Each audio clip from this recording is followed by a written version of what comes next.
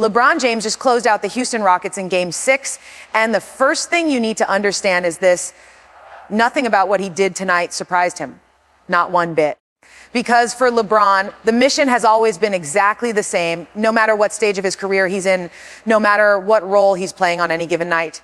Go out there, dominate, make plays, and make your teammates believe that the inevitable is possible. That's it. That's been the standard since day one, and it hasn't changed. And the odds were genuinely stacked against this team coming into this series. Luka Doncic wasn't available. Austin Reaves missed time early. The Lakers were shorthanded from the jump, but they walked into every single one of those 6 games with a solid game plan, and they executed it. Yes. They let Houston back into the series in games 4 and 5. LeBron owned that directly. But when game 6 came around, this team locked back in and got the job done on the road. Here's what separates LeBron from everyone else at this stage. He understands exactly how a playoff series breathes. He knows how momentum shifts, how adjustments change everything, how a team can feel completely in control one game and completely out of rhythm the next.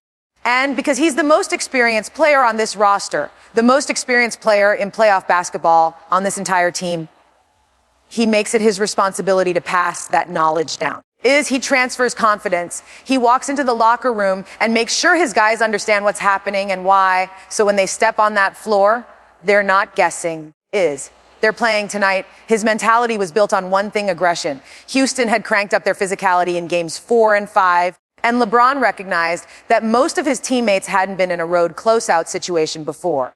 So he made the decision early. He was going to set the tone from the very first possession. Didn't matter if the shots at the rim were falling or not. The plan was constant, relentless pressure on the basket, over and over, forcing the defense to respond. And once that pressure started working inside, the ball naturally began to find open shooters on the perimeter too. The whole offense opened up because LeBron refused to let his foot off the gas.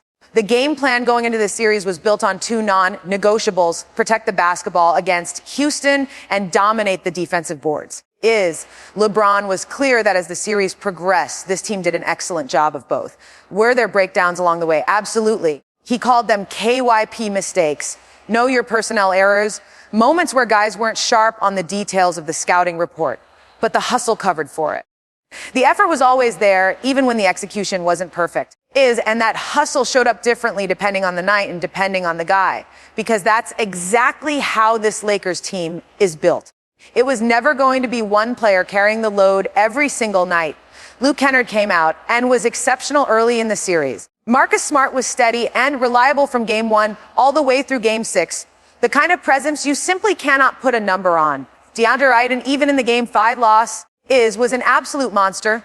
10 offensive rebounds, dominant in the paint, controlling the glass when the Lakers needed it most. Austin Reaves came back and immediately made an impact upon his return. And tonight belonged to Rui Hachimura, who was nothing short of sensational. Every single time Houston tried to mount a run, Rui was right there to knock down a huge 3 and slam the door shut. That's what this group is. A full committee.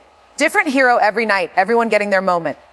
Now, the attention turns to the second round, and LeBron didn't dance around what's coming. The Lakers are stepping into a matchup against the defending champions, and he made it crystal clear that it starts with one thing: taking care of the basketball. Oklahoma City plays an extremely physical, high-pressure defense, and if you give them steals and let them push in transition, it ignites their entire team. That's their fuel. You cannot hand them free opportunities.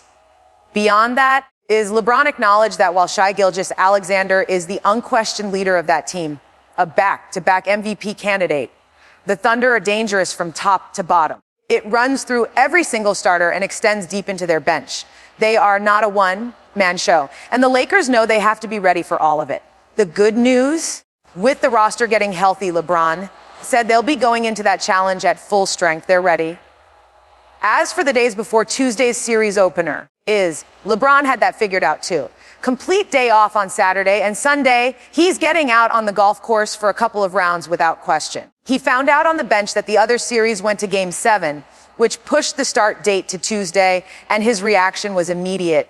That's a golf window. And he's taking it, and finally, someone asked him about the one rivalry that never gets old: LeBron James versus Father Time. The score: LeBron's winning. is, and it's not even close, Father Time already lost. As far as LeBron is concerned, that battle is over. After a night like tonight, it's really hard to disagree.